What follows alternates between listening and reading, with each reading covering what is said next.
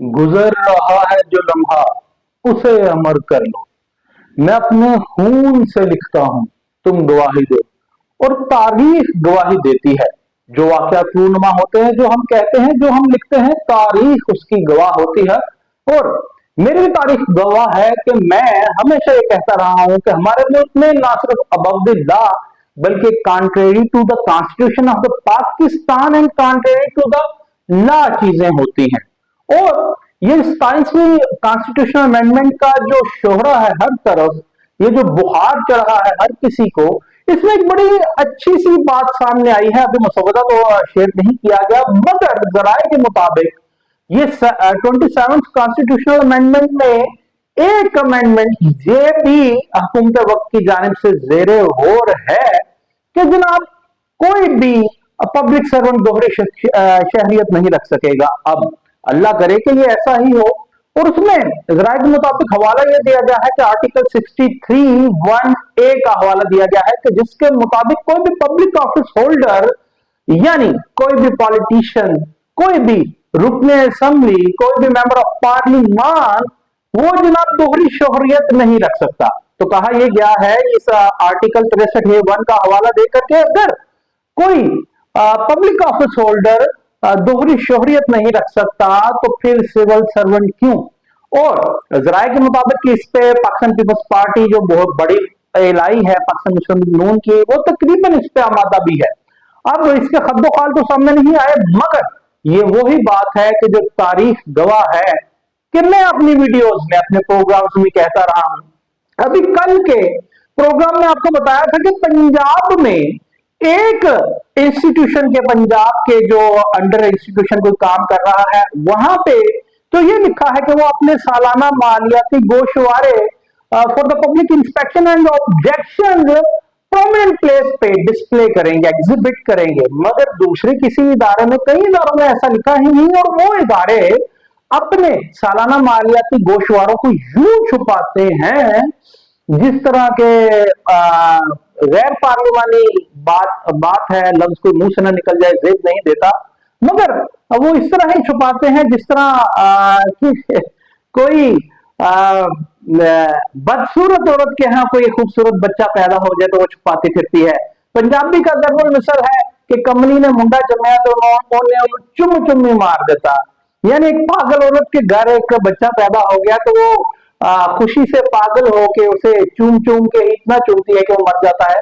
कुछ इसी तरह क्या एंथुजियाज्म हम देखते हैं दूसरे इदारों में भी, जो कॉन्ट्रेरी टू लॉ है कि एक सूबे में के इदारे में ये निजाम राइज है कि अपने मालियाती गोशवारे पब्लिक इंस्पेक्शन एंड ऑब्जेक्शन के वास्ते पब्लिक प्लेस पर, प्रोमिनेंट प्लेस पर आप डिस्प्ले करेंगे, एग्जिबिट करेंगे, मगर दूसरे इदारे छुपाते हैं।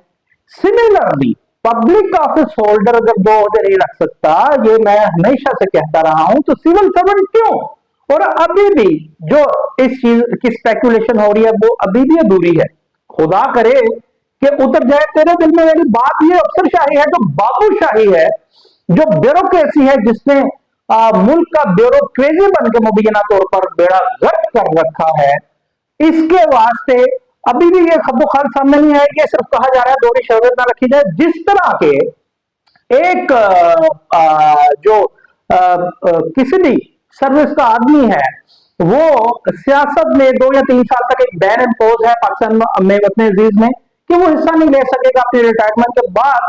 तो ये जो अमेंडमेंट होने जा रही है, ये अमेंडमेंट में ये भी अमेंड करना चाहिए कि कोई भी सिविल सर्वेंट अपनी रिटायरमेंट के 3 साल बाद भी वतन अजीज से बाहर की शोहरियत नहीं लेगा।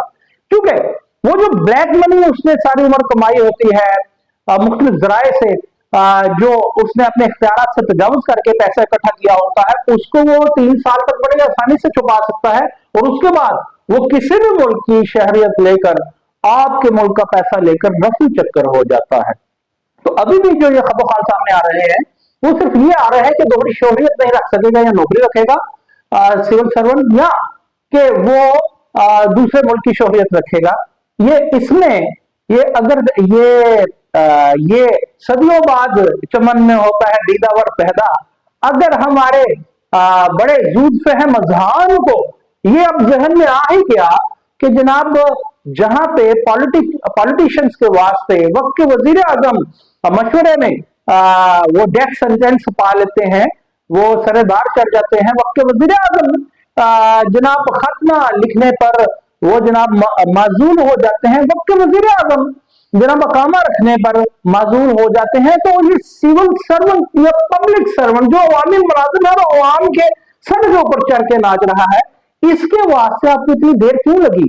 कहीं आपकी कनाइवेंस तो नहीं थी? चलिए कनाइवेंस ना हो, आपकी मिली भगत ना हो कि आपने पब्लिक सर्वेंट से मिलकर कुछ काम लेने होते हैं। देर आज दुरुस्त है। जो आज बात सामने आई है, ये तो खाकसार बरसों से ये करता आ रहा है। तो आज भी 10 बरस ये है कि अगर 27 कॉन्स्टिट्यूशन अमेंडमेंट में ये बातें की जा रही है, खतो खाल सामने नहीं आया, खुदा करे ऐसा ही हो, तो ये भी बैन इम्पोज किया जाए। दोहरी शोहरियत की सिर्फ कैंसिलेशन न की जाए पब्लिक सर्वेंट की, सिविल सर्वेंट की, बल्कि ये भी बैन इम्पोज किया जाए कि जिस तरह एक पब्लिक सर्वेंट आपने रिटायरमेंट के बाद 3 साल या 2 साल के वास्ते, वो शायद अमेंड कर दिया गया है, अभी मैं उसके लिए कोई अपनी बात नहीं कर सकता, मगर जो मेरे जहन में है 2 या 3 साल के लिए वो सियासत में हिस्सा नहीं ले सकता। तो इसी तरह जो भी सिविल सर्वेंट रिटायर्ड हो जाए भाई, उसके ऊपर ये भी रिस्ट्रिक्शन लगानी चाहिए। ये बार इम्पोज होना चाहिए कि वो आने वाले 3 बरस तक वो किसी भी मुल्क की शोहरियत नहीं ले सकेगा, ताकि 3 बरस तक अगर उसके एसेट्स बियॉन्ड मीन होंगे तो आप उसे अपने पास रखने के आपके पास बड़े जराए और बड़ी एजेंसीज होगी।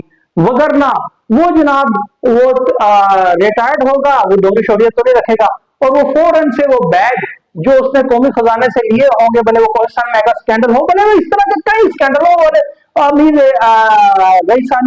रईसानी हो, बल्कि ऐसे कई बीसियों दर्जनों स्कैंडल्स हो, तो वो लेकर के ये पैसा दूसरे दिन ही अपने रिटायरमेंट के बाद मुल्क से रफू चक्कर होकर दूसरे मुल्क की शोहरियत ना हासिल कर ले।